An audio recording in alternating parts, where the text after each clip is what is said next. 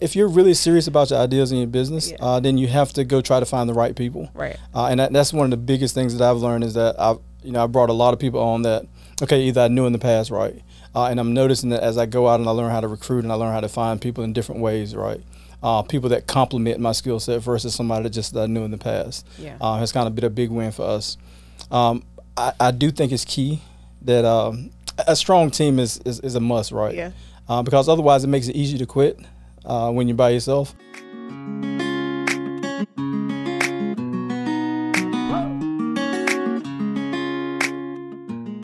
Good afternoon and welcome to a new episode of Glitch, Grind, Glow. If this is your first time tuning in with me today, my name is Candace Scarborough Sanchez and I am your host. And the whole mission behind this podcast is to help bridge the gap between technology and information and access to technology, especially in minority communities. We're looking to empower, to educate, and to provide information as it relates to understanding tech startups, how to be an entrepreneur in the tech space, as well as navigating tech careers in this realm.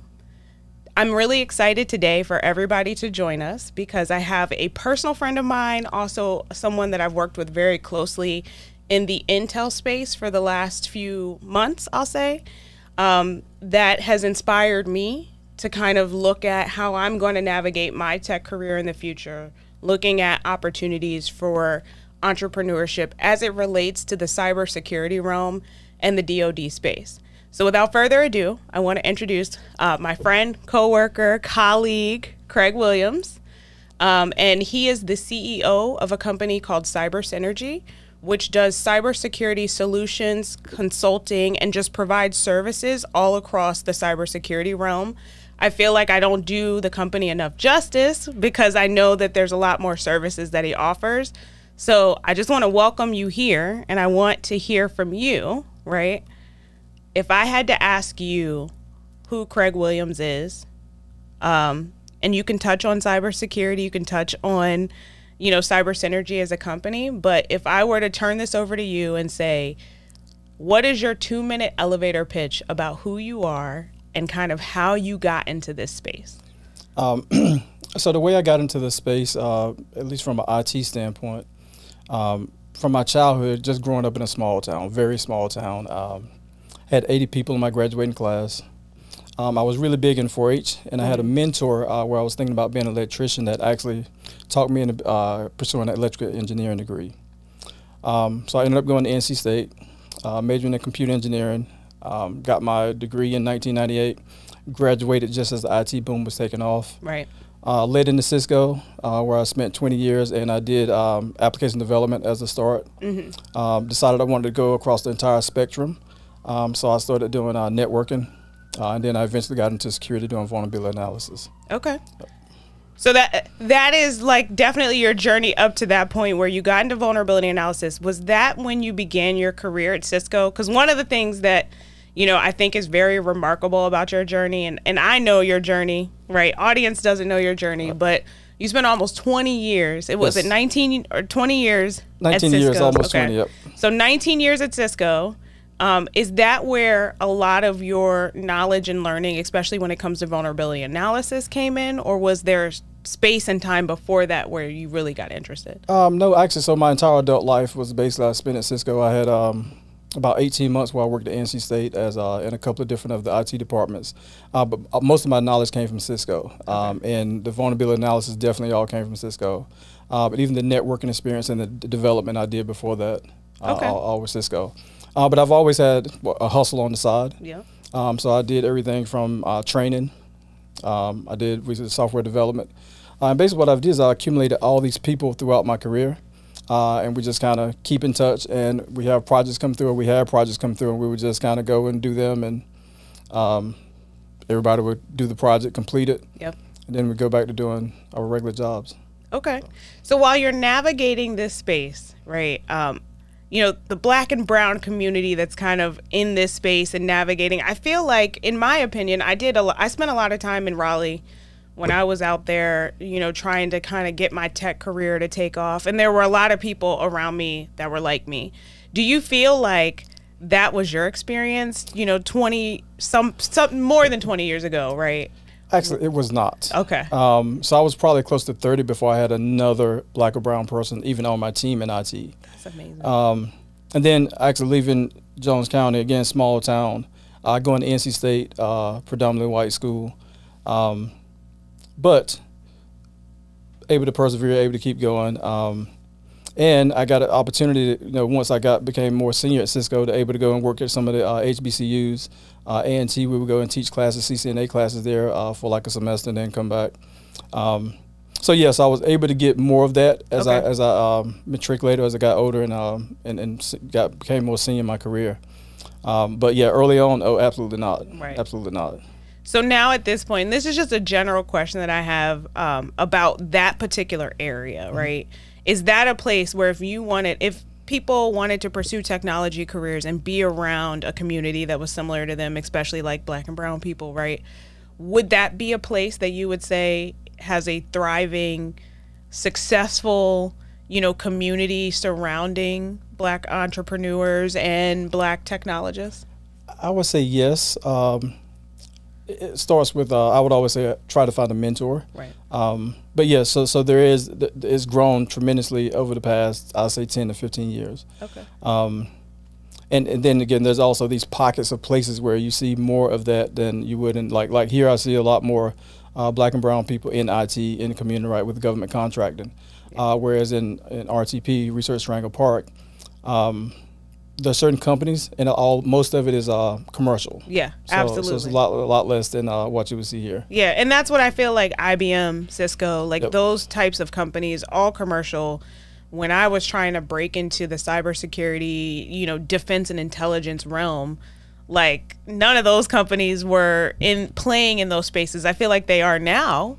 Right. But back then it was like if I wanted to be in defense and intelligence, I had to come here. Right. And Absolutely. I had to pursue careers here that are close to the 3-letter agencies. So anything that's surrounding that area between Virginia, Maryland customer, even as far out as like Aberdeen if we're going north. But once you get very far past Aberdeen, then things start to dry up and things are limited. Absolutely. Okay.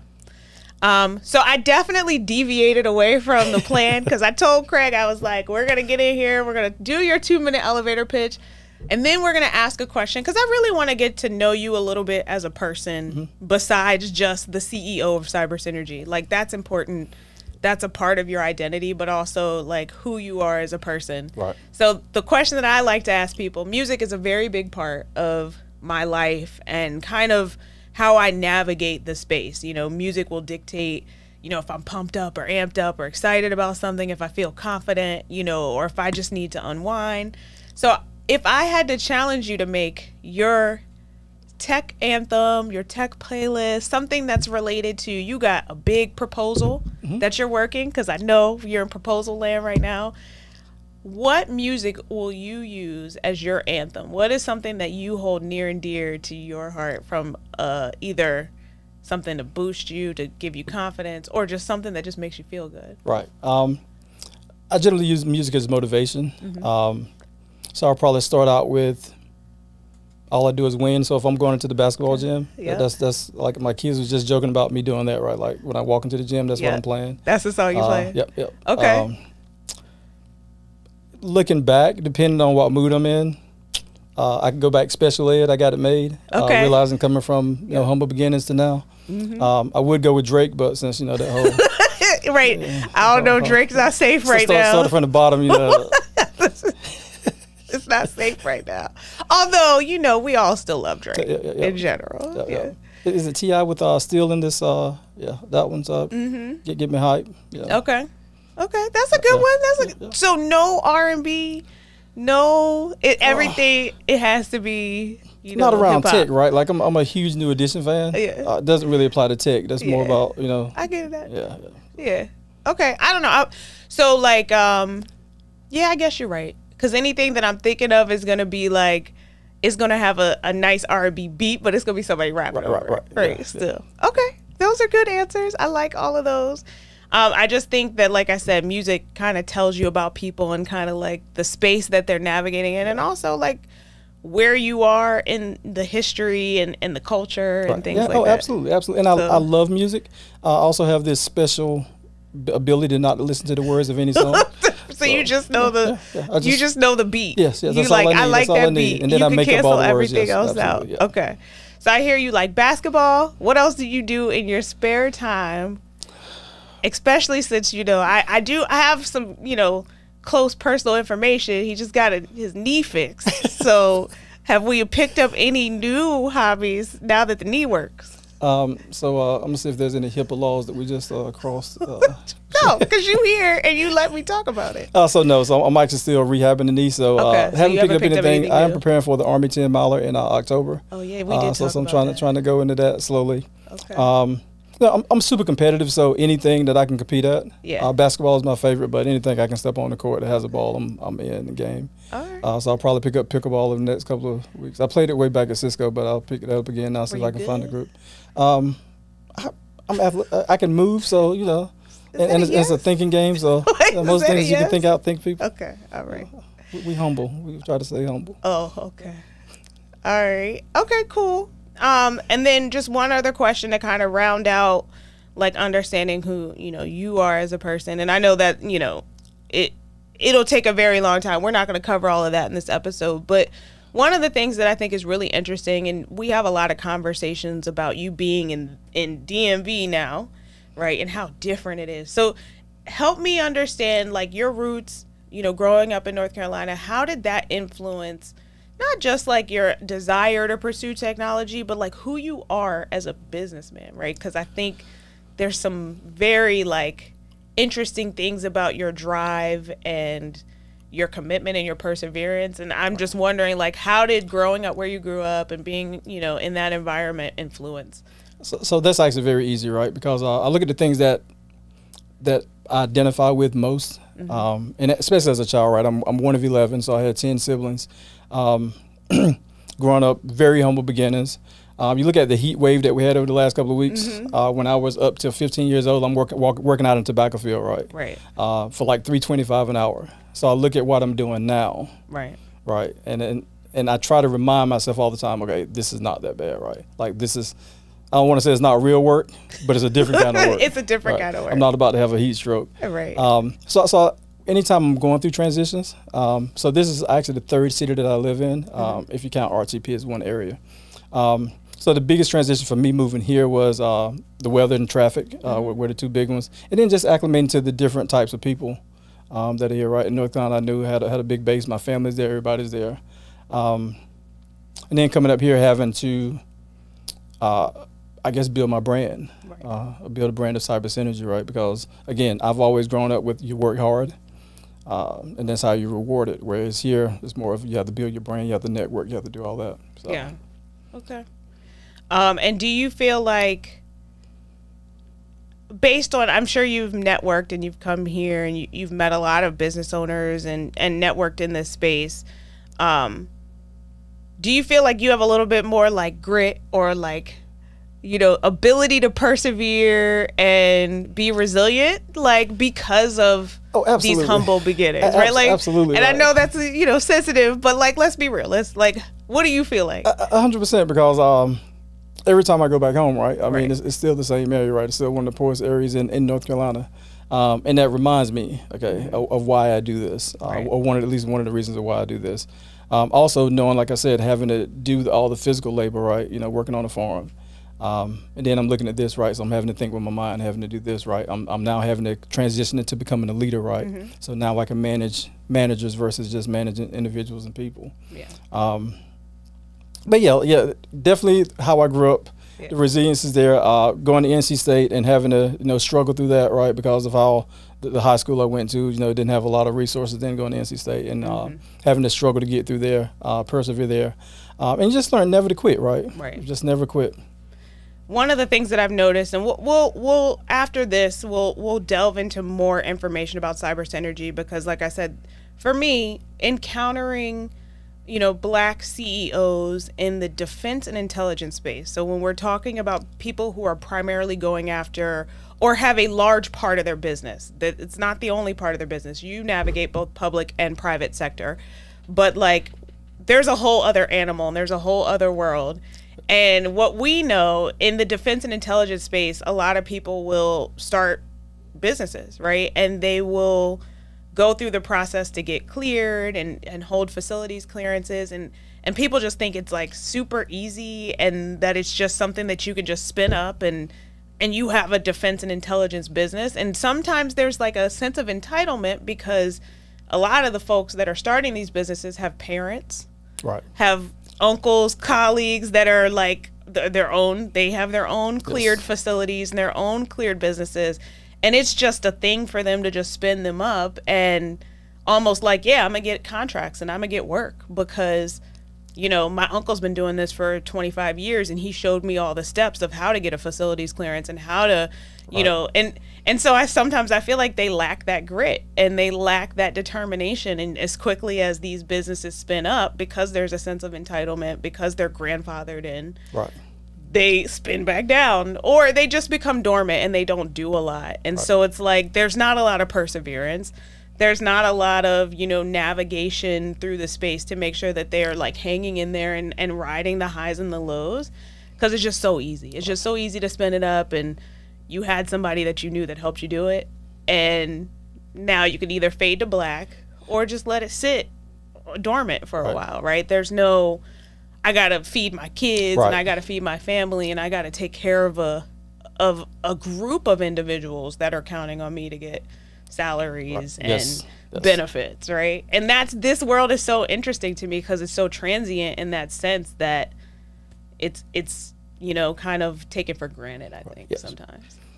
And it's a risk factor too, right? Like I kind of, I wouldn't say I've cheated, but I navigated that space by, I waited until my kids graduated high school, right? Because I understand when you have kids, you have a family that's dependent on you, taking the risk of leaving your job and going out and start a business, it's just a lot. It can be a lot. And I wanted to be there and coach my kids. I wanted to be there and make sure they got through college.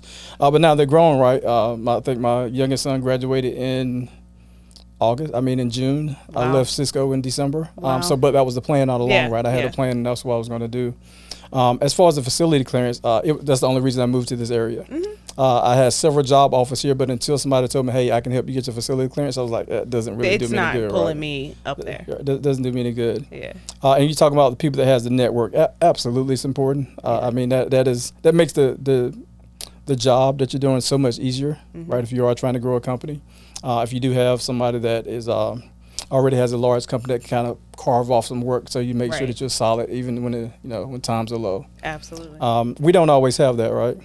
And then with the perseverance thing, you look at, okay, there's always 1,000 eyes looking at you, right? I mean, and that's, I look at my family, my nieces and nephews, my great nieces and nephews. No greats yet, but it's probably pretty soon. They're working, they're percolating. Yeah. So, okay, so now it's time. Let's talk, we've been kind of skirting around the subject of Cyber Synergy. So tell me about, what's the vision for Cyber Synergy? What made you start the company? And then kind of where do you see it going in the near and long-term future, right? So the reason why I started Cyber Synergy is because I wanted to create a company that was, again, creating an ecosystem around the company itself, right? Not only for the employees, but if you look at being able to give other minority companies a chance to enter in this space or to subcontract to them and how you divvy out work. So that was a big piece of why I started Cyber Synergy.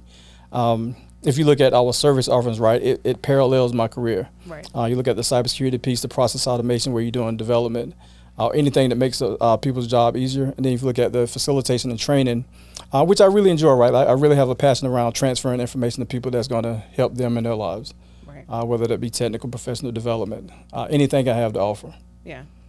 So that's definitely the initial vision. So what is your, if I had to ask you where Cyber Synergy is going to be in 10 years? In 10 years? Yeah. So I see Cyber Synergy with a very, very strong leadership team.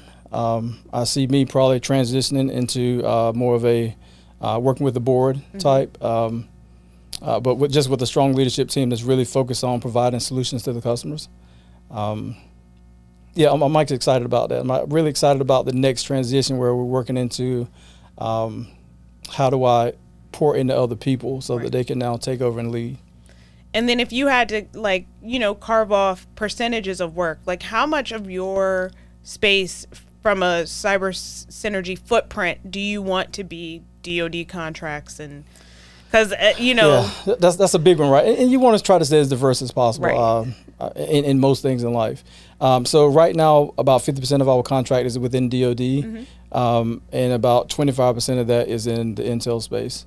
And then we have on the civilian side, we have another 50%, then maybe 40%, then maybe 10% where we do private. We've kind of gotten away from that a little bit now, simply because of how the amount of time it takes to operate in this space. Yeah. But I hope to get back to that eventually. Okay. So let me ask you some, questions about you. What, I guess, are some of the more unique experiences you've had, moving from here to pursue DoD contracts, defense? Like, what are some things that once you got up here, you were genuinely surprised or not necessarily expecting? Again, coming from the commercial side, how slow things move, what was the biggest thing. So it was like I was sitting there watching paint dry. And I was like, I like to be about and moving. Right. And realizing that I can't move things any faster than they can be. That was a big one. Of course, the weather was the biggest thing. What you mean? Like, I remember pulling up in one of the buildings on November 1st and it was snowing. And I just sat in my car and I was like, let me see. Right. How much longer can I do this? Were you snowing in Virginia or Maryland? I was in Maryland. I was in Maryland. Okay. And it was snowing. I was like, have you gotten used to the snow yet? I found some good thermal underwear. So, okay. yeah. So you ready? That was key. That was key. And toboggans. Okay. Scullies or whatever. I was like, I don't know what that is, but hats. Okay. Warm hats. Warm hats. Yeah. All right. What else? So weather, then the slowness and the pace that comes with the government, right? Because I not a lot of people maybe have the experience with like DoD, but we're all supporting government entities, whatever agency we're supporting. They're all slow. They all take their time. They all sometimes have to get out of their own way. Contractual, right? There's contractual things, right? Yeah. I'm used to identifying a problem. Right. And then stepping in and filling that gap, right? Yeah. Solving that problem. But here you have to wait until certain things happen before. Right. Till money moves, till the leadership on that side that's expected to execute gets in a position. It understands the scope of what you're trying to deliver, right? We spend a lot of time influencing and trying to push things forward, where we're just like, it should be pretty simple. Do you want this or not? And I'll give it to you for free. I mean, you're already paying me on contract, so I'm delivering IP that doesn't cost you anything extra. So it should be pretty simple. You would think. To like, just let me do this for you, and you would think, right? Yeah. Like, that is something that takes a lot of getting used to. And even when I left DoD to go commercial, that was my number one complaint. I was, over a long period of time developing solutions for the same agency, and I kept, every few years, I was coming back to this same problem. And I'm like, we haven't figured this problem out yet. Like, we haven't solved this yet. Like, how am I in a new company, 5 years later, and we're still trying to solve this same issue or problem? So that's one of those things where it's like, how do we influence? How do I do a better job of influencing or providing solutions, right, to the government for them to be able to say, I'm completely comfortable with moving forward. And on the commercial side, if you can't provide those solutions in a timely manner, then you're out of business in 5 years, right? Absolutely. You are out of a job or you're out of business if you don't, in 5 years, it could be one bad project. Right. Absolutely, yes. Right? Yeah. Like, I remember it was super cutthroat when I was working in the commercial space, still as a director, right? Same exact kind of footprint that I had in terms of the same number of teams. My organization was around 70 people, same size organization that I've been leading for a very long time. And I just felt for those people a lot of the times because it was commercial and everything was do or die. Like, if you don't have a good performance review in this 6 months, you're probably out the door. Right. And if somebody can make a case to keep you or the whole team, like, because they were getting rid of whole teams of people, then you'll stay if somebody can really fight for you or lobby for you. But if you don't have an advocate or somebody that's going to, like, fight for you once something a milestone isn't met or something isn't delivered appropriately, you're out the door. Well, and Cisco was known for they would bring in the top 10%. That was the thing in the 2000s, right? Always bring in the top 10%, Yep. but it was always cut the bottom 10%, right? Absolutely. So it was like this continuous flow. It's a continuous cycle, and sometimes it was 10, sometimes it was 12. Yeah. It depended on what the business bottom line looked like to determine whether or not Right. we're cutting 8%, 10%, 12%, right? So, and that's exactly the environment that we were navigating in. And I mean, that's pretty standard, Yeah. right? In terms of commercial, companies and technology, Yes. commercial technology companies. So, okay, so we said, weather, the slowness, big one. what pace, Yeah, what yeah. else? Anything else? Or you think those are the biggest differences? Oh no, the traffic Okay. was we left traffic. I out. left out traffic. Yeah, traffic was big. And I know you wait for me to talk about the buildings, but yeah, that was kind of a big one for me. Yeah. What was it about? Our audience doesn't really know as much about the buildings. Well, you come from the commercial side, right, where they really have to create an environment where people you want to come be work there, right? Because they want Yeah. want you locked in there all Right. day. Whereas here, Right. you have to go to this building Right. regardless, right? This is it. This is the building we and have it's for going to take you. 40 years to build another building. So Right. the buildings are kind of antiquated, and you come here and it's like you're looking around. And Yeah. just wasn't used to it.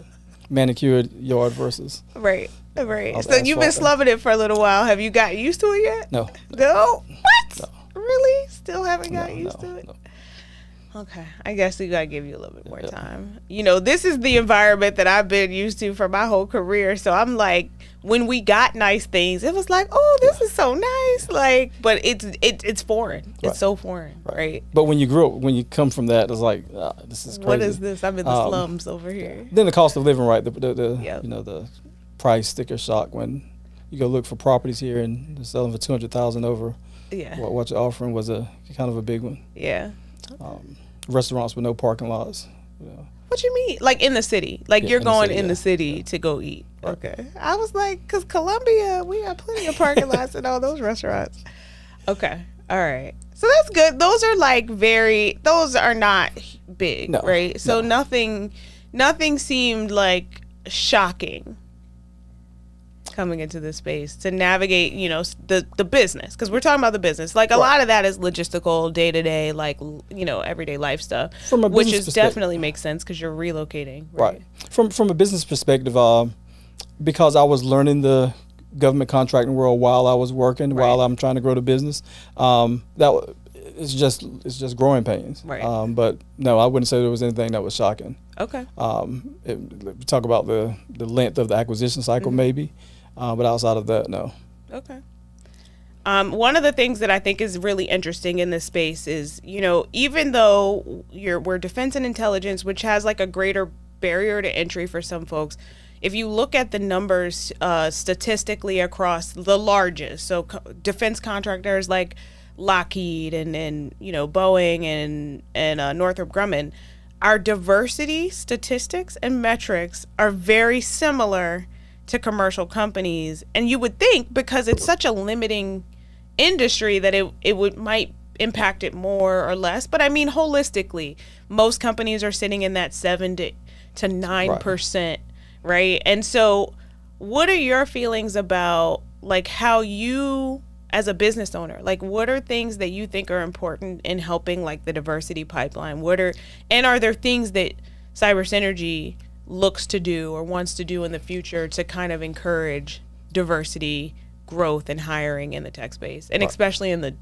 Intel space? So the biggest thing is that in our charitable donations are just trying to give to STEM, right? So trying to encourage kids to give them the resources to go to camps or do whatever, right? Maybe even if it's just providing lunch for a STEM that has brown and black kids. Also, we support the I think it's Black Girls Code. Mm-hmm. We've did a couple of capture the flags where hacking events that Right. we've sponsored those. That was just doing things like that. And I think the big key is just looking in the right places. Right. I used to work on the Cisco Black Network, Employee Black Network, and one of the things they did around diversity, right, was they was doing a lot of recruiting from NC State. Mm-hmm. Right. If you're really looking to try to diversify, you have to go to other universities, right? And it was as simple as going to A&T, which is like 45 minutes away, and you have a much bigger pool. Yeah. Right. engineering school, great engineering school. So it's really just about changing mindset and looking at different places sometimes. Why do you think that people kind of get stuck in pursuing the Howards, the Morgans, and that's here local to our area? So for you, like the schools that are local for their diversity talent versus stepping outside and pursuing schools that are maybe less well known for their technology? Like, why do you think companies get stuck in that? I think it's human nature. A lot of it's human nature. So for instance, I went to NC State, right? So it's just natural for me to gravitate back there. Yeah. But because I also happen to be black, I want to try to increase diversity as much as I can in any situation that I'm in. But I think if you're not with the same background that I have, then maybe you focus on that one particular area, right, or that one particular school. Yeah. And if it's 80% now, it's probably going to be 80%. 10 years from now, right? Because those same people can continue the same trends. Yeah. One of the things that I found was really interesting, and this was years ago, Parsons was, in the middle of trying to figure themselves out in terms of their diversity pipeline. And so I was on a committee doing some investigation about how we can partner with HBCUs, right, to create a more robust pipeline. And we went to some schools, and some schools had as soon as you walk through the door, they had a slick sheet with if you give us $40,000, this is what you can get. If you give us 20, 10, down to 5, if you want to come to a career fair, kick us 5 G's and you can come to a career fair. And it was it was so well packaged and so well, managed. They had a facilitator who that was the only person you talked to if you were trying to build a relationship. Right. And it was those are the schools where if you get in the door, you're going to have a hard time wooing any of the graduates there, because they've got all these other companies beating down their doors. They have the Googles and the Metas and all of those places that are also paying the same stipend to interact and to engage with those students. But then there were some universities that had no infrastructure. And you would call up their registrar and be like, well, I'm a company and I'm interested in, doing free talks, free classes, things if you want to learn data science and they don't have a Python, a really robust Python program, I'll volunteer my time as a free and just give Python classes on the weekend. And they're absolutely, and no infrastructure, nothing. Yes. I just could walk on campus and be can you just tell people I'm here, and they'll send people my way, right? And so it was how do we get out of this space where we're trying to vie for the attention of the same individuals that all these other companies are trying to vie for, and overlooking some of the lesser known, and it doesn't have to be necessarily an HBCU. It could be the organizations that cater to those resource groups at a regular, University of Maryland College Park. Let's work with NSBE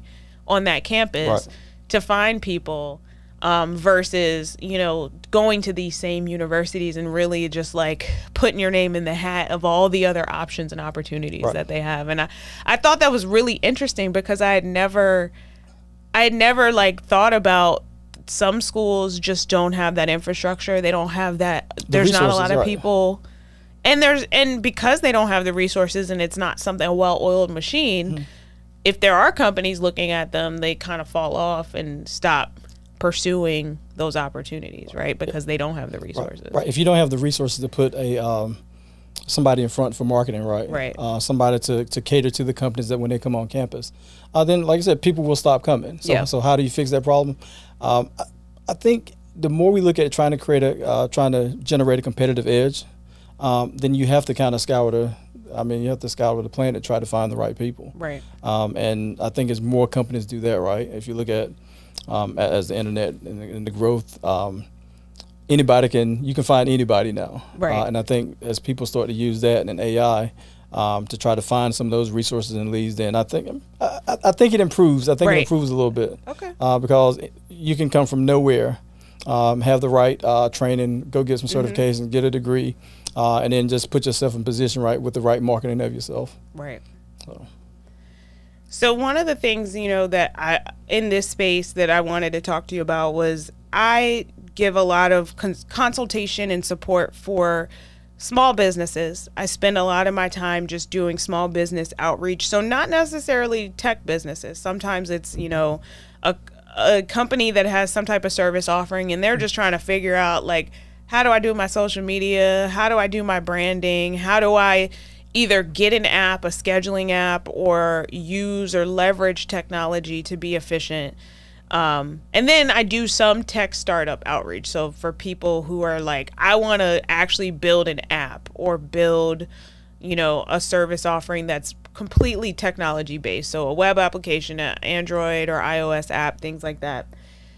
What advice, and I know this is a very loaded question, right, would you give to, you know, maybe any small business owner? It doesn't have to be only tech related, but like if there was something, if I said, you know, I want to start something, what are some advice that you wish that somebody either had given you or that you feel like is the key to making sure that people are starting off on the good foot? I think the first is starting with an idea, right? Starting with your vision and why you're doing it. Mm-hmm. I would also suggest that you write that down so that when you're told no the first time or no the second time, right, you go back to, okay, this is what I got.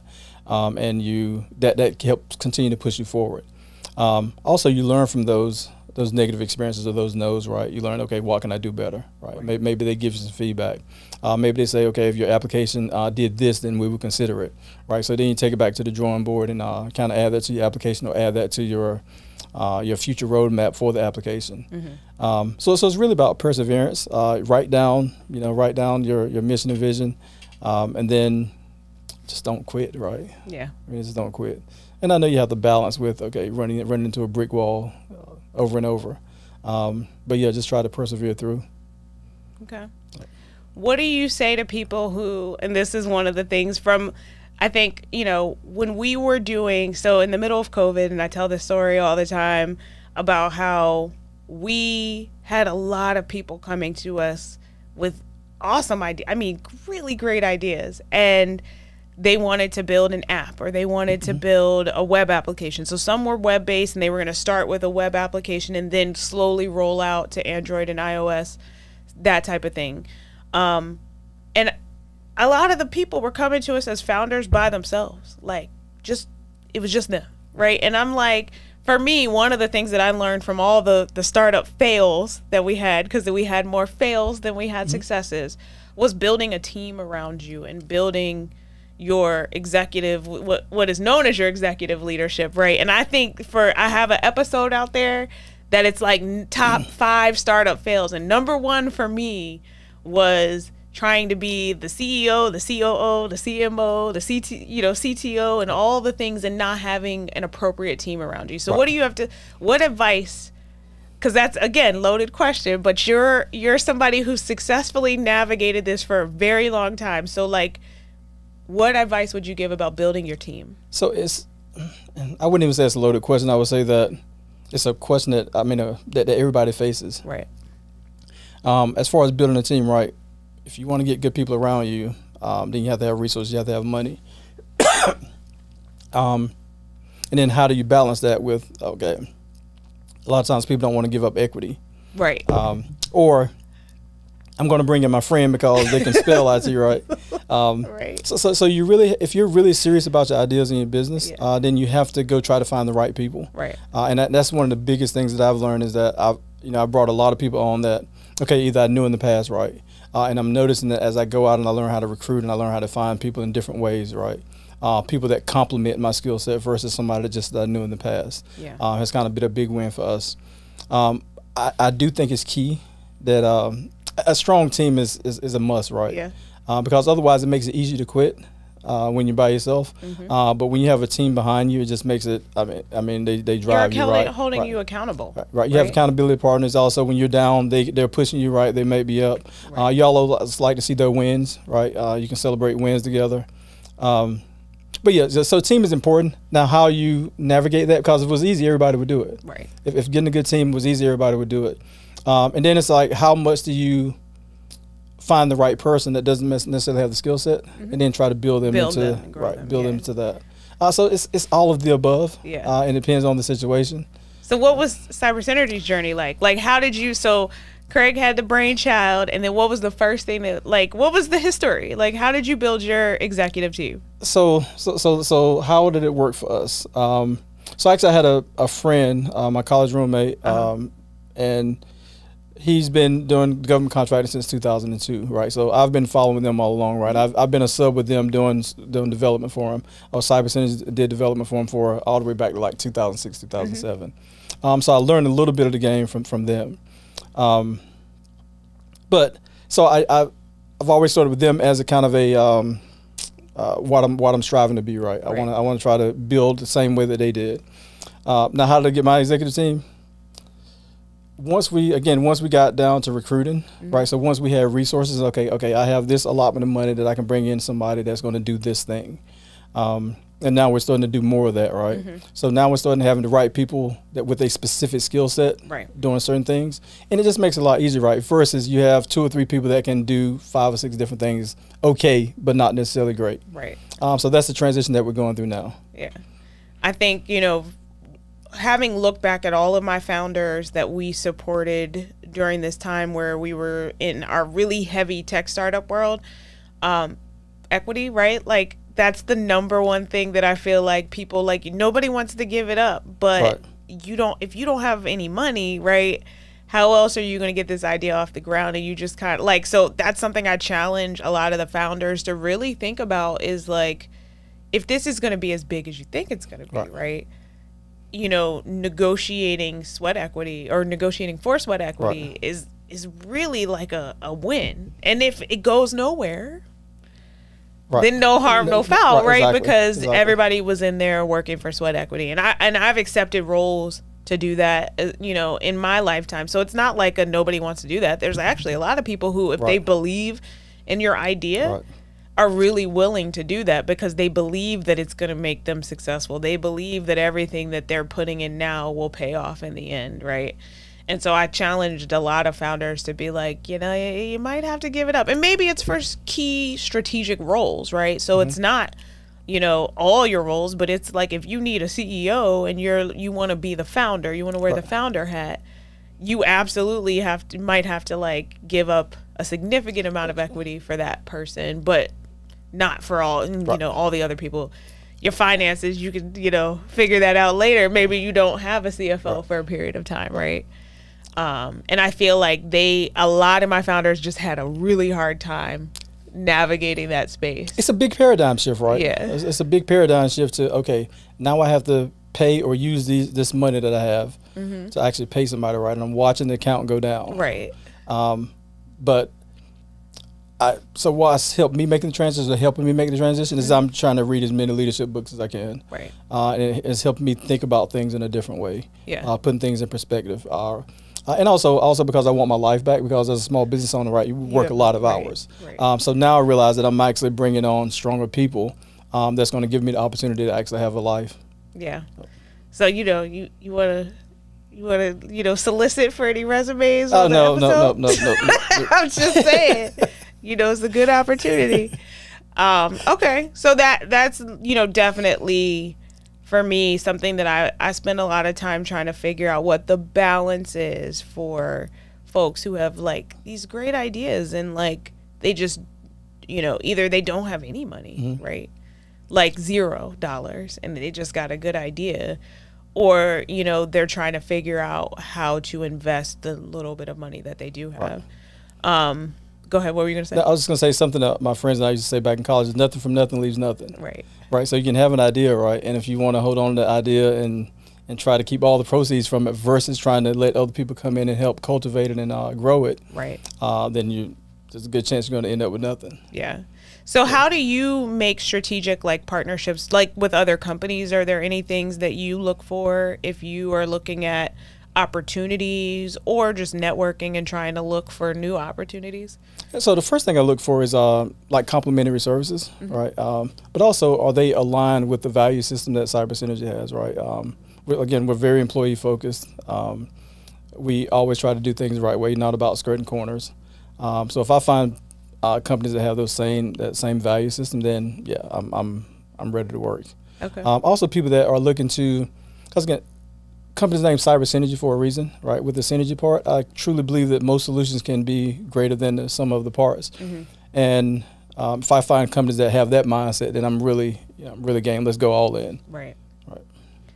Okay, so knowing that, like, finding complementary services, looking for, like, obviously innovation opportunities, where do you think, like, what do you think the technological landscape is moving towards over the next, like, in the future, right? So we've had the emergence and the boom of AI, because AI and machine learning have existed for a very long time. Yes. This is not something new. I know people think it's new, but I was taking automata theory, and when I was getting my undergraduate degree, 20 years ago, yeah, right, I was taking AI and machine learning classes. It was just how it was packaged. The theory behind it was, very much we were looking at the models and not looking at the implementation a lot of the time. So when I'm doing theoretical analysis, big data analysis, we're looking at how do you take this model of how to do the AI and apply it. Or when I worked for an intrusion detection company,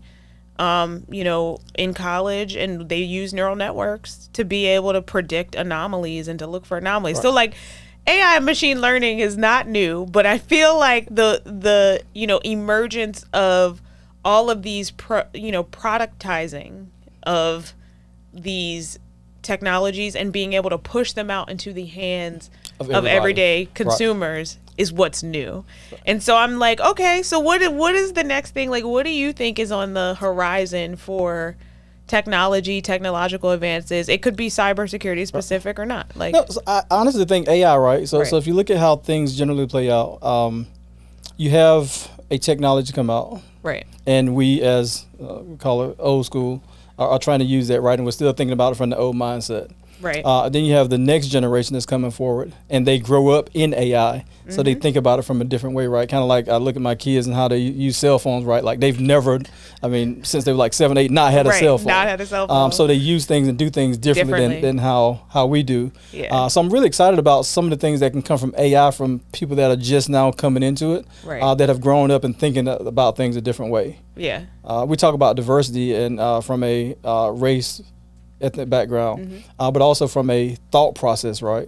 And quite frankly, they think very differently. Think very differently, which is gonna help. Yeah, it's gonna help and hurt like most things. So do you think? And I have this debate with all my technologist friends. Do you think that at any point AI is gonna replace jobs and replace positions, like holistically, like? Not that it's going to just decrease, because some of us are like, well, there'll be less software engineer ones, right? Because software engineer ones, we can go to ChatGPT or whatever the AI application is and say, write me this function that takes a file, opens the file, parses the data, puts it, saves it to a database. We can write that in a thing. So now software engineer ones are going to be limited on contract, and that will probably just lean very heavily to 3s and 4s. Like, what do you think? I think it's kind of like physics, right? Right. Energy can't be lost, right? It's not lost, right? So even if there is no more software engineer one, right, it's going to just transfer it somewhere else, right? There's going to be somebody working on the back end, right? It's going to be a new position. Yeah. And one of the things I truly live by is those who transition well generally win. Right? Yeah. So yeah, if you are a software engineer one, but it's if you go back to some of the things that were going to replace developers back in 2000, right? Code Fusion, and anybody can do this, right? They never went anywhere, so we still wait for that transition to happen. Right. But no, will some jobs go away? Absolutely. Yeah. They'll transition. We'll become more efficient, but yeah, they'll just transition to something else. Yeah. And and I agree. Like, I've always said, no, it's not going to replace, you're not going to lose whole job families necessarily. They'll change into something else, right? And so you have those people, well, maybe you have the code being written faster, but you're still going to need people that are going to do the compliance, testing, QA, the testing, the QA on that data, because you can build it, but you can't just put it into production without verifying that it doesn't have any gaps, holes, problems, issues. And if there is, right, how do you fix it? Right. And then you got to go in and understand the code well enough to say, here's where this code is deficient, and I'm going to go in and update it and edit it. So if you have no, SWEs, right, that's their job, then you end up in this space where you have a gap, right? Because it can't go unchecked or right. you know, unverified. Right. Or could people push more jobs to analysts, right? Because if you think about it, AI is going to require you to know. It's going to require you to know the requirements, right? You have to know what you're asking for. Right. Whereas I can walk in and say, "Hey, I want you to develop this, this, and this," and it doesn't have all the requirements. Right. AI can't do that, right? It's going to be like, you have to give me details on the things that I need. So understanding the gaps between, you know, and I spent a lot of time in this, you know, in my commercial organization, well, in all my jobs, right? But like understanding where the gap was between the product team or the analysts, because we sit very closely with a lot of analysts, and like the requirements that they're giving us, and then what is actually being built or what needs to be built, right? Because there's two very different things sometimes that come out of people's mouths, and there's a lot of gaps and a lot of holes. And if you just go translate that into AI built software, I mean, you have a piece of junk. Right. Right? Like junk it's an unusable, completely unusable Yep. product, right? So that's interesting. And I debate this a lot of times with people, some technologists who believe that like AI is going to replace them. And I'm like, I don't know. Maybe they're replacing you. I bet it's going to replace somebody. It might be you. That's might not need necessarily to be a bad replaced. thing, right? That's not necessarily a bad thing. Right. Okay. But again, I like to compete. So right. So you're like, I'm up game. for the Let's do it. challenge. I'm going to try to compete against the AI. Yeah. Are there any issues with like, one of the things that we've spent a lot of time understanding over the last like year was some of the drawbacks to AI and like not having, I mean, AI sometimes does things that are unpredictable, right? And so like we've been doing a lot of case studies related to like, you know, Google's versions of AI and some of their problems and things that they've had to work out over the last like year or two that they don't highly publicize. Right. Of course not. Right. But I mean, there's a lot out there of things that, you know, a lot of big companies who've had some big fails related to their AI. And so like, I even think there's going to be like a whole governance organizations that spring up that don't exist. Right. Of course there will be. And it's going to be very slow and it's going to be way behind the technology. Yeah. Also question is, when has there not been screw ups and chaos, right? Even with people. You right. You right. Every new emerging innovation or idea has a, you know. And you don't stop because there's a screw up. You perfect it, you work on it, you make it better and more usable for society, right? Absolutely. That's how you get better. Yeah. So, you know, we're getting near to the end of our time. Is there anything that you wanted to like share with our audience today? Like I said, for me, this is about bringing, you know, CEOs, people that have very inspirational stories to the forefront and kind of understanding what was their mentality, how did they navigate the space, like how did they persevere through their challenges, you know, any key takeaways you want to give I know again these. Just know there are always going to be challenges. Right. There's always going to be challenges. You know, I like to quote, you know, like Michael Jordan, right? Sometimes you jump and you figure out what you're going to do when you get there, right? But that's how you build confidence, right? Yeah. You jump one time, you have success with it, then you do it again. So there's always going to be challenges. Just know you got to have confidence in yourself and that you're going to be able to navigate through it. Yeah. That is a big one, right? That is most of it. Even if you get knocked down, you have to get back up. But it's really about being able to take the next step. Right. Okay, get back up, brush yourself off. What did you learn from that opportunity? What did you learn from it? Yeah. If you're going to get told no 9 times before you get the win, all right, go ahead and get those 9 out of the way. Right. So there's all these cliches that you can kind of live by. You kind of balance them out. But at the end of the day, it's don't quit. Right. I mean, at the end of the day, it's don't quit. Yeah. Set your mind, set your goal, and then go after it, right? And forget everything else. Yeah. Like one of the things that people will probably note about me is that I get focused. Everything else to the side. You know, there might not be no social media. There may not be conversation with people. But I'm going to go after my goal, and once I achieve that, then I'll take a break and go and see, you know, how's everybody doing. Right. Yeah. So I'm curious, right? Do you have any failures? And it doesn't have to be like some remarkable story, but like anything that you feel like out of that failure you learned or came across something that you kind of hadn't even expected to be on the other side of that lesson learned or anything like that? So I guess the first contract that we lost because of lack of performance. That was one. It was a small contract, but still. Right. Again, I don't like losing. Right. Right. And you don't like being deficient in any way. Kind of like losing. Yeah. I think of projects that I've had back when I was at Cisco, right, and not even if it was not meeting the deadline or not hitting the budget or not having the team that was working well together. Those are always the challenges for me, right? The people aspect of it. What other big losses? I would say here, just learning how to work with the government. Yeah.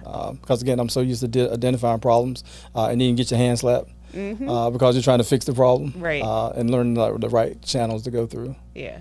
So having to learn those are some of the big lessons. Yeah. Do you think you're good with like the people part of things? And so like, I think people who are very resilient are people that are good, like have good levels of emotional intelligence, empathy, right? Like those types of.